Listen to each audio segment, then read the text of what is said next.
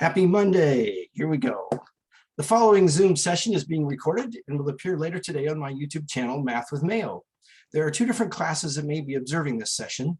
Therefore, when you participate in the Zoom meeting, if you do not wish for your picture or your name to be made public, please leave the video off and use an alias name.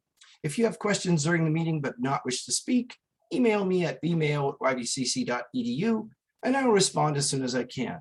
All right, so today we're going to go on and finish up section 9.1, but first a message, and perhaps this message will be wasted because the people that are watching, it's for the people that aren't watching the video or doing their homework. I don't know.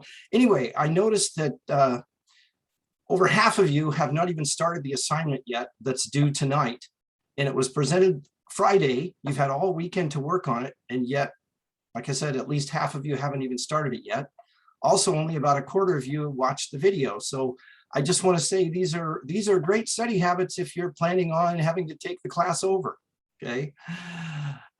So in fact, Math 93 won't be offered next quarter. You'll have to do some different things, but that's then, and this is now. So I just want to encourage you. You should be working on your homework the day that it is assigned, not waiting until the day that it's due. All right. Anyway. Are there any questions from anybody here today before we go on? I didn't get any emails for requests. Anything? Number 21. Number 21. Okay, let me get WebAssign up.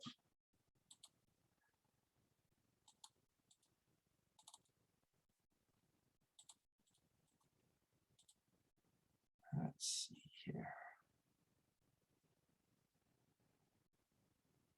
Okay.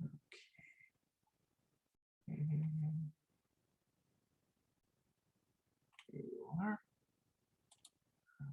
Okay. 9.1 part 1, number 21. You're one of those people that's done the homework. Good for you. Okay. So here's what it says. So this is section 9.1, part 1, number 21. Oops, too big. We'll get this right yet. It says, find the domain of the function. The function is h of x equals the square root of 21 minus 7x. Also enter your answer using interval notation. Okay, so one of the things that we talked about on Friday is that you cannot take an even root of a negative number. So you can't take a square root or a fourth root or a sixth root of a negative number. So the radicand, the quantity that's inside the square root symbol, cannot be negative. If it is, you don't get a real answer. So that means that 21 minus 7x has to be greater than or equal to 0. In other words, not negative. So basically there is our domain, but we need to isolate x and then write it in interval notation. So to do that, I'm going to subtract 21 from both sides of the inequality. Then I'll divide both sides by -7. Recall when you multiply or divide both sides of a negative number by, both sides of an inequality by a negative number, you change the direction of the inequality symbol. So the domain is x less than or equal to 3. But writing that in interval notation would look like this. It would go from -infinity up to and including 3. So you'd have a parentheses at -infinity and a bracket at 3. Gabe, is this okay? Any questions? Yeah, I had something similar. I still got it wrong. I had a 3 on the left side instead of on the right side. So did you have this? Yeah. So -infinity on the right? Yeah. Okay, so in an interval, you always, oh, I see that. Yeah, I can see. Well, you had -3 to infinity. So it looks like somehow you lost the sign there or something. But yeah, so be really careful with those signs. Anyway, Anything else? No, that's it. Anybody else? All right. So we'll go ahead and take a look now at section 9.1, part 2, which is really just a continuation of the previous one. All right. Here we have the following. It says f of x equals the square root of 3x plus 1. It says find each function value if possible. Do not use a calculator. All right, so part A says f of 8. So f of 8 would be the square root of 3 times 8 plus 1. Keep in mind again that the radical symbol is a grouping symbol. So we would simplify what's inside. 3 times 8 is 24. 24 plus 1 is 25. The square root of 25 is 5. So f of 8 equals 5. Let's take a look at part B. It says f of negative 2. So that would be the square root of 3 times negative 2 plus 1, which is the square root of negative 6 plus 1, which is the square root of negative 5, which is not real. Okay. So what else does this tell you? Well, it tells you that 5 is in the domain of this function and negative 2 is not. Because when we put, excuse me, not 5, 8. 8 is in the domain, because when we put 8 into the function, we get a real number 5 out. But when we put negative 2 into the function, we do not get a real number back out. Okay. So 8 is part of the domain, negative 2 is not part of the domain. But any questions on that example? All right, let's take a look at another one. G of x equals the cube root of x minus 4. And we are to find g of 12. And then, let's see, g of negative 23. Okay. So now we're taking a cube root. G of 12 is the cube root of 12 minus 4, which is the cube root of 8. So now we're looking for a number whose cube is 8.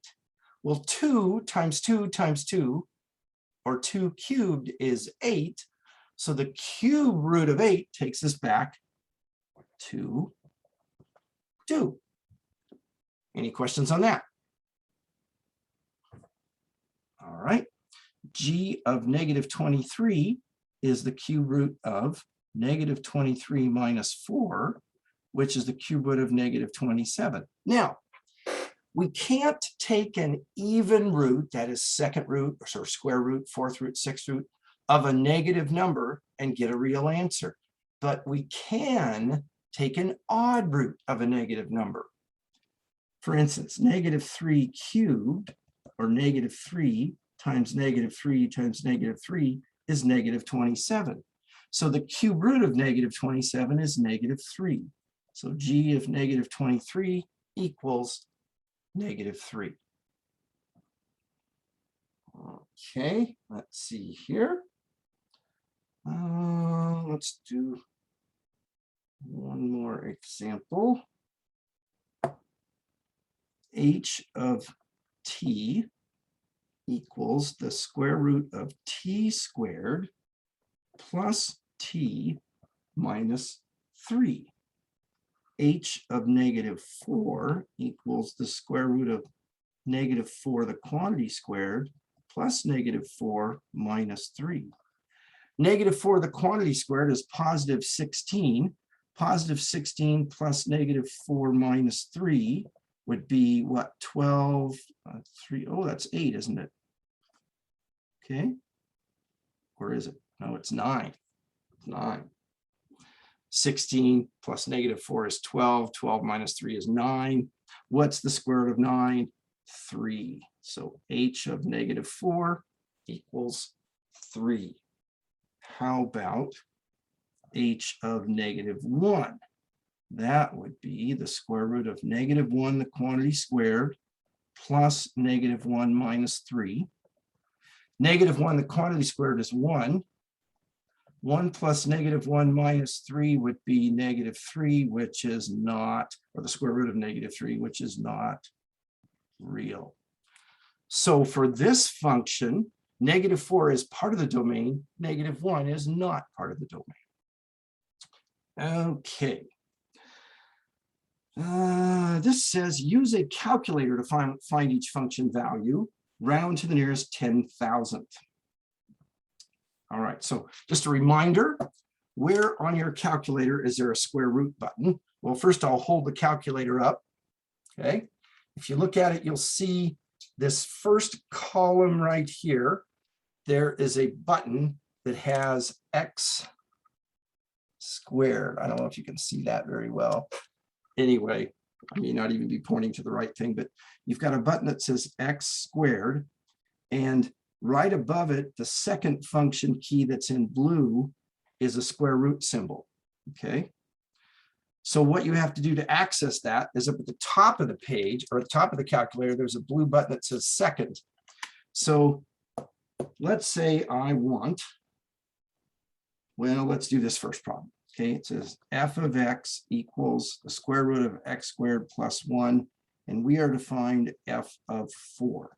So that's going to be the square root of 4 squared plus 1, which is the square root of 16 plus 1, which is the square root of 17. Okay, so we'll get it that far. Here's something popped up on my computer that I'm trying to get it to. There we go. Go away. Okay, sorry. All right. So we've got f of 4 equals the square root of 17. But we're supposed to find the square root of 17 rounded to the nearest 10,000th. Okay, so on my calculator, first of all, I got to turn it on. Okay, then I'm going to push the second button.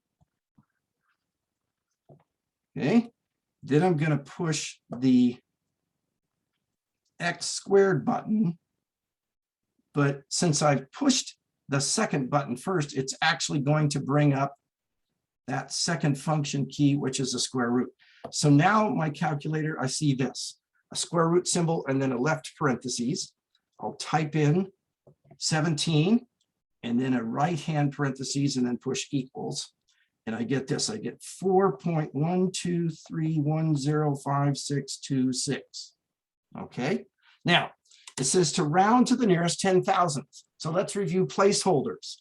This would be the 10th, 100th, 1,000th, 10,000th. So we go one place to the right, the 0 in the 100,000th column would round down. So the answer we're going to have is going to be 4.1231. That is the square root of 17 to 4 decimal places. All righty. Any questions on that one? Let's do another one. We're still going to do f of x equals the square root of x squared plus 1. Only now we're going to find f of 2.35. So the square root of 2.35 squared plus 1.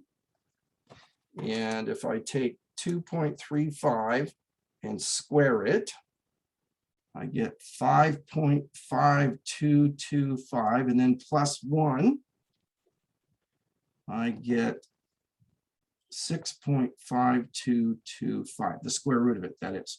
So now, to take the square root of that, same keys as before, clear the calculator, push the second button, push the x squared. So now I have this, type in 6.5225, close it up, push equals, and I get 2.5539185558. So I'm going to round at the 10,000th. That's the 4th decimal place to the right of the decimal point. The 1 here would round down, so 2.5539 would be the approximate answer there. All right. Now let's take a look at one that's a cube root. This says g of x equals the cube root of the quantity x squared plus 1. And we're supposed to find g of 6. So that would be the cube root of 6 squared plus 1, which is the cube root of 36 plus 1, which is the cube root of 37. Now, to find the cube root of a number, I can't use the square root symbol. But above that on the calculator, you can see there's a little caret key right there. It looks like this. And the second function key of that looks like this. You've got that radical symbol, but the index is an x. So we want the cube root. We want the index to be a 3. Now, on this calculator, which is the one that's recommended for the class, what you have to do is you start the whole problem by putting in the index. So I'm going to put in a 3. Then I'm going to push the second button. And then I'm going to push the little caret key, which gives, so then I get 3 x root of, looks like that, okay? Now I'm going to put in 37 and then push equals. And I get 3.332221852. And so 4 places out, that rounds down, 3.3322. But again, you've got to tell the calculator what the index is before you push the x root button, okay? All right. Any questions on that? Okay, so now that we've moved on to some cube roots, let's take a look at some here. It says, simplify each cube root. We already did this one. Well, we did, yeah, the cube root of 8 would be what? 2, because 2 cubed equals 8. The cube root of negative 27 would be negative 3, because negative 3 cubed equals negative 27. How about this one? The cube root of 8 over 27. Well, that would be the cube root of 8 over the cube root of 27, which is 2/3. What about the cube root of 125 over 64? That would be the cube root of 125 over the cube root of 64, which is 5/4. Any questions there? Okay. How about the cube root of negative 512 x cubed? The cube root of negative 512. Wow, let's see. Negative 512 would be negative 1 times 512, which is negative 1 times, I'm going to break this down into prime factors. 512 is 2 times 256, isn't it? Yeah, which is negative 1 times 2 times 2 times 128. Negative 1 times 2 times 2 times 2 times 64. Negative 1 times 2 times 2 times 2 times 8 times 8. Oh, look here. Isn't that 8? So this would be, so what? Well, here's the so what. Negative 512 is like negative 1 times 8 cubed. Isn't negative 1 cubed equal to negative 1? So the cube root of negative 1 would be negative 1, and the cube root of 8 cubed would be 8, and then the cube root of x cubed would be x. So I've got negative 8x. There's my final answer. That one was kind of tricky. Any questions about that one? All right. Let's see here. It says evaluate each radical expression, if possible, without using a calculator. We want the fourth root of 81. So we're looking for something times itself, times itself, times itself that's 81. Well, 1 times 1 times 1 times 1, that's just 1. 2 times 2 is 4, times 2 is 8, times 2 is 16. How about 3? 3 times 3 is 9, times 3 is 27, times 3 is 81. So the fourth root of 81 is 3, because 3 to the fourth power is 81.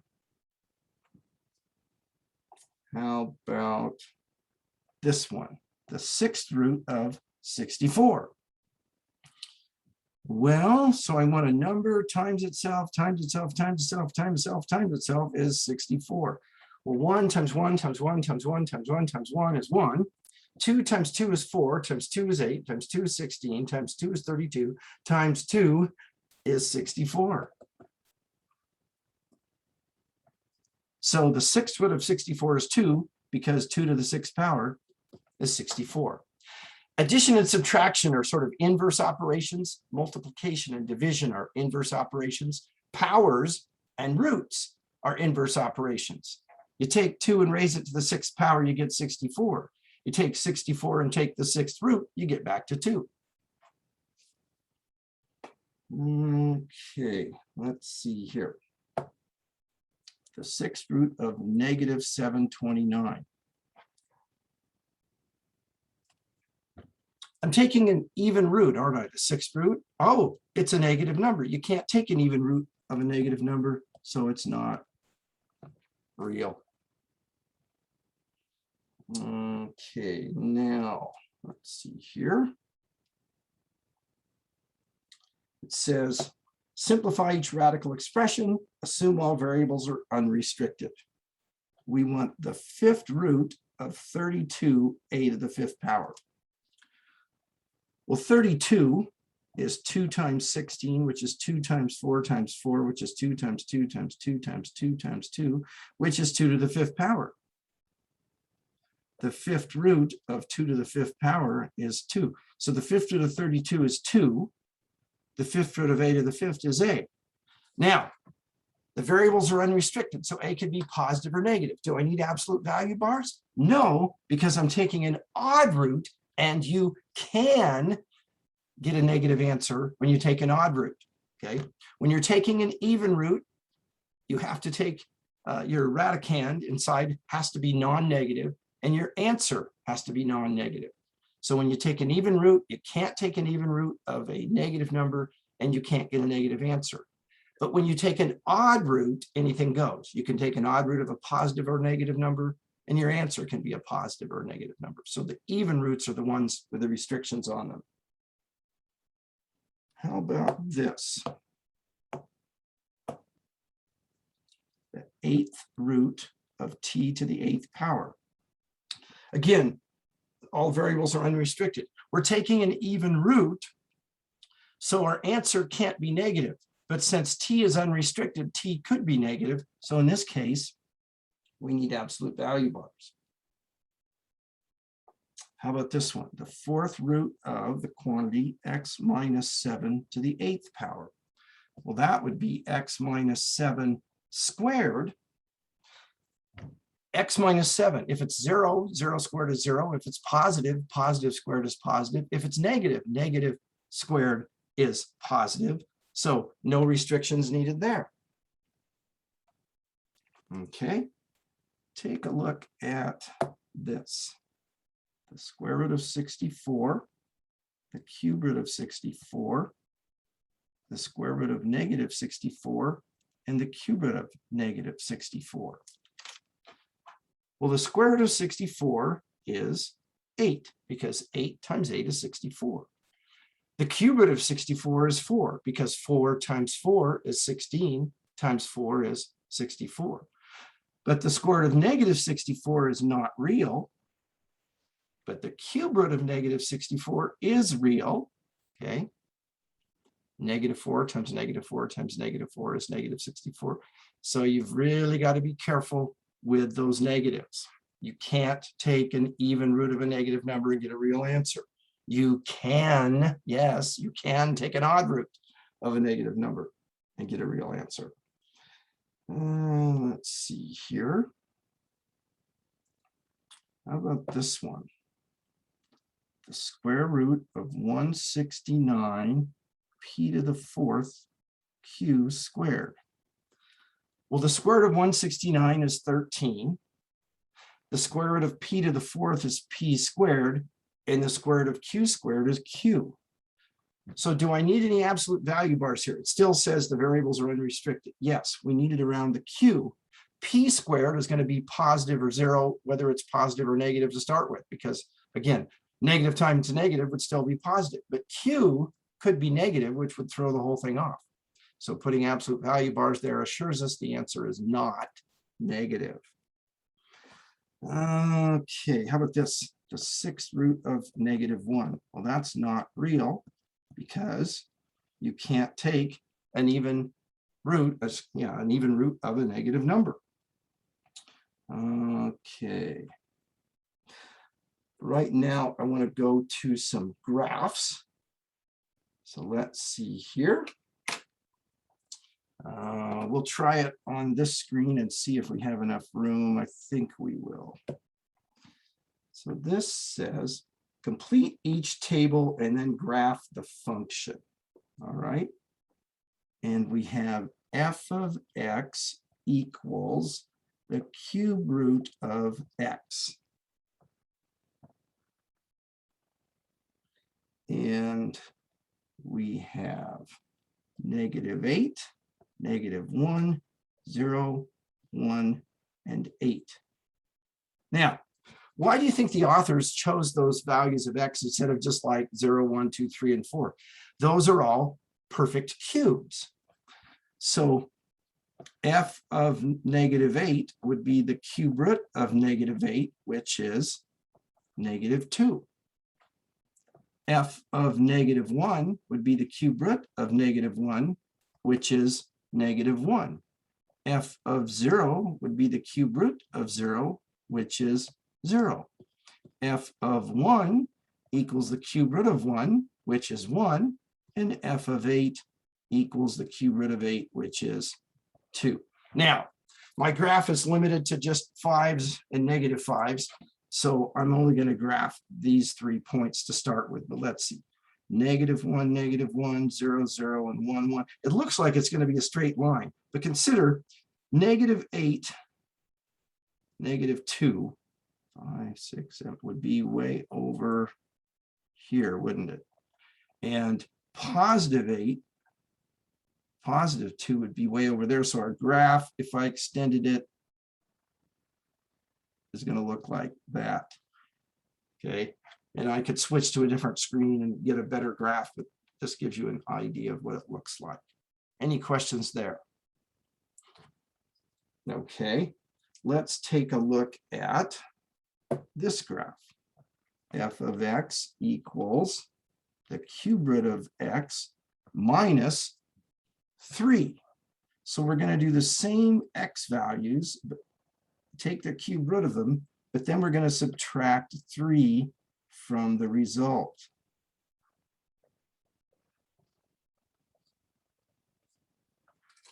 So f of -8 equals the cube root of -8 minus 3, which is -2 minus 3, which is -5. F of -1 equals the cube root of -1 minus 3, which is -1 minus 3, or -4. F of 0 equals the cube root of 0 minus 3, which is 0 minus 3, or -3. F of 1 equals the cube root of 1 minus 3, which is 1 minus 3, or -2. And finally, f of 8 equals the cube root of 8 minus 3, which is 2 minus 3, or -1. Let's see, 5, 6, 7, 8, -5. So we're down about there. -1, -4, right there. 0, -3, 1, -2, and 8, -1. So our graph looks like that. Notice, very similar, only what's happened? It's moved down 3 units. Yeah. Okay, well, that's it for today. So for tonight, finish up section 9.1, part 2. Tomorrow we'll go on in chapter 9. I will be back this afternoon at 1:15 with an office hour, should you have any questions. Otherwise, have a great rest of the day. Thanks for stopping by. And I will stop the recording now.